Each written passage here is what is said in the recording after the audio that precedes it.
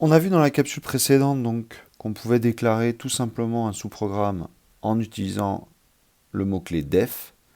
Ne pas oublier de mettre toutes les instructions du sous-programme avec une tabulation. Donc c'est ce qu'on a ici. Il y a une tabulation ici et une tabulation là.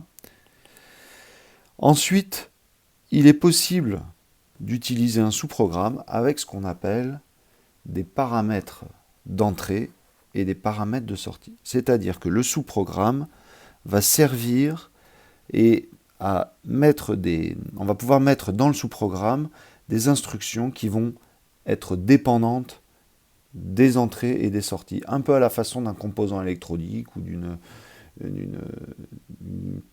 pédale de guitare par exemple, dans lequel on va envoyer un signal, et puis une sinusoïde, et puis on va avoir une sortie qui va être un signal carré ou écrété.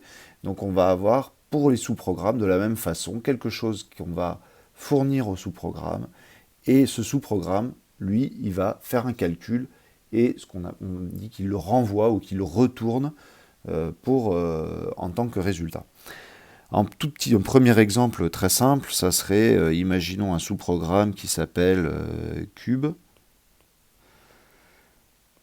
Et ce sous-programme qui s'appelle cube va prendre un paramètre qu'on va appeler x. Et tout simplement, il va effectuer un calcul qui va être x fois x fois x. Et là, on va utiliser un deuxième mot-clé pour les sous-programmes qui s'appelle return.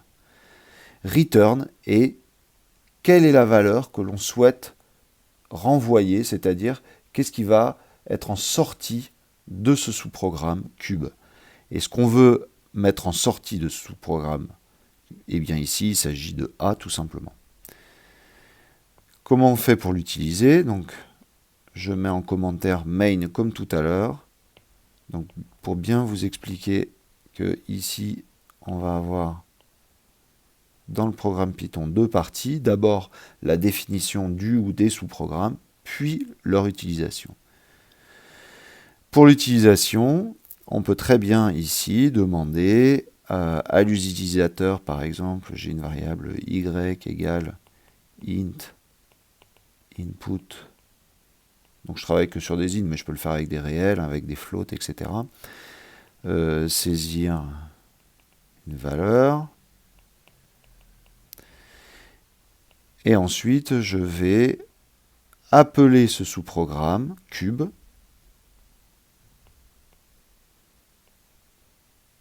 de y. Alors, il va falloir que je note tout de suite pour que vous compreniez bien le retour. Donc comme en maths où on a, vous savez, les fonctions y égale f de x, ici, l'appel se fait exactement de la même façon. C'est-à-dire, on a une variable qu'on va utiliser donc ici, une variable qu'on va utiliser pour stocker la sortie du sous-programme, donc ici c'est b, et on va faire passer une donnée y qui ici a été saisie par l'utilisateur. Alors ces simples lignes de code, en fait, font appel à pas mal de concepts qu'on va regarder maintenant. La première chose qui est importante à bien comprendre, donc j'ai déjà insisté dessus, mais je vais le redire, c'est la définition et l'utilisation. Dans la définition, on va utiliser ce qu'on appelle ici un paramètre formel. Donc c'est x. C'est ce qu'on appelle un paramètre formel. Et ce paramètre formel, c'est le paramètre qui va être utilisé à l'intérieur du sous-programme, donc dans tout le bloc d'instruction.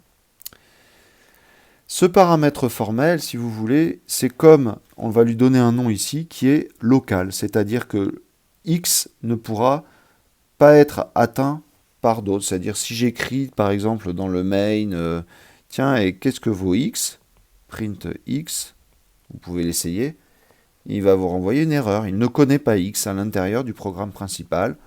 Il ne le connaît pas car x est un paramètre formel qui est utilisé dans la fonction, dans le sous-programme cube.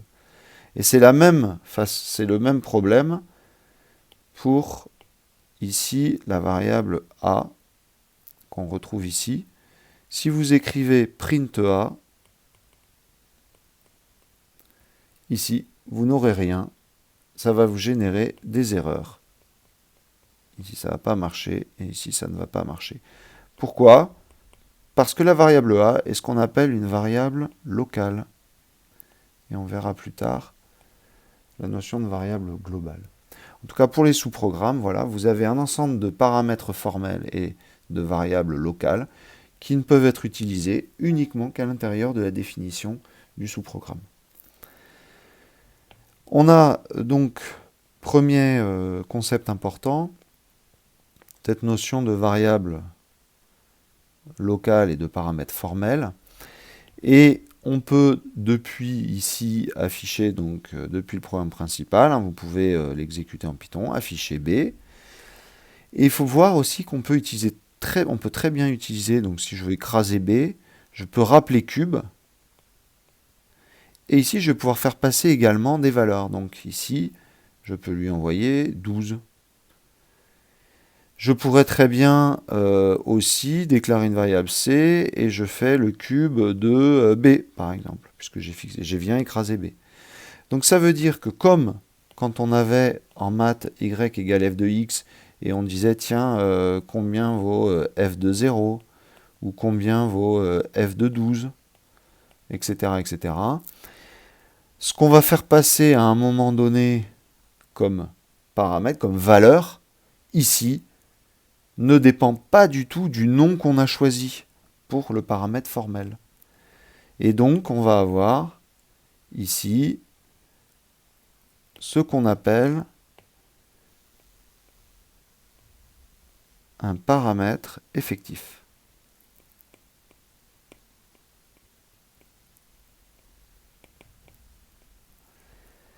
Ce paramètre effectif, c'est la même pour toutes les fonctions, et print d'ailleurs est un sous-programme comme un autre. Et donc ici, on a ce qu'on appelle des paramètres effectifs.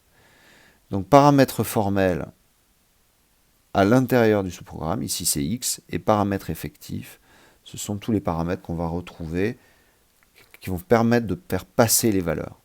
Alors il faut voir qu'en fait, ici, on a comme un tuyau qui part du programme principal jusqu'au paramètre formel, c'est-à-dire x, et on envoie cette valeur quand on appelle cube.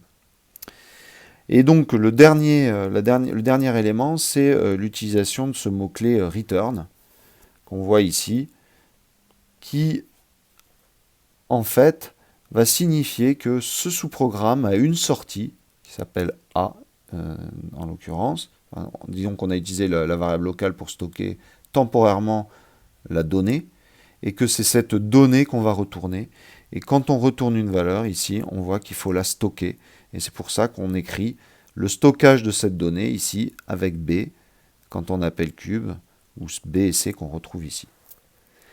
Alors, à cette information de variable locale, paramètre formel et paramètre effectif, on va ajouter ce qu'on appelle une vue externe, qui est très souvent utilisée, qui permet de spécifier pour un sous-programme combien il a d'entrées et combien il a de sorties. Alors par exemple ici, on va exprimer à l'intérieur ces paramètres formels, et ici on va avoir les returns de la variable cube. Alors on peut parfois exprimer le type de variable qu'on attend aussi en disant ici je vais avoir un réel ou quelque chose, mais c'est quelque chose qui est optionnel. On peut très bien avoir juste la notion de return. Alors pourquoi on écrit? On pourrait écrire A ici également, et puis après on dirait tiens si je lui envoie 3, il va me retourner 3 x 3, 9, 1, 27 au cube. Voilà un exemple d'utilisation. Donc ça, c'est ce qu'on appelle la vue externe, et ce qui vous sera demandé dans certains exercices. Cette vue externe, on va l'utiliser dans tous les langages, que ce soit Python, C, C++, Java. C'est quelque chose qui n'est pas forcément standardisé, mais que la plupart des gens qui font de la programmation utilisent pour spécifier les sous-programmes. Ça va permettre aussi de comprendre dans la prochaine capsule qu'on peut avoir des sous-programmes qui ont plusieurs entrées et plusieurs sorties, et pas uniquement une sortie et une entrée. D'ailleurs, si on revient sur le programme précédent, qui s'appelait sous-programme 1, on peut voir que si on modélise la vue externe, ce sous-programme n'a aucune entrée et n'a aucune sortie, aucun paramètre formel d'entrée et aucun paramètre formel de sortie. C'est-à-dire il n'a pas de return, donc il n'a pas de sortie, et il n'y a rien entre les parenthèses, ici au niveau de la déclaration. Donc il n'a pas de paramètres. Par contre, il va faire de l'affichage qu'on peut représenter éventuellement en haut et en bas. Donc mettons, on peut y mettre un petit bonhomme. Et donc ici, on peut représenter le fait que, en revanche, il fait des prints. En le mettant uniquement au-dessus. Voilà, donc là, on a commencé à avoir un sous-programme qui a une entrée, une sortie, et un sous-programme qui a 0 entrée, 0 sortie. On verra dans la prochaine capsule comment on effectue des programmes avec plusieurs entrées, plusieurs sorties.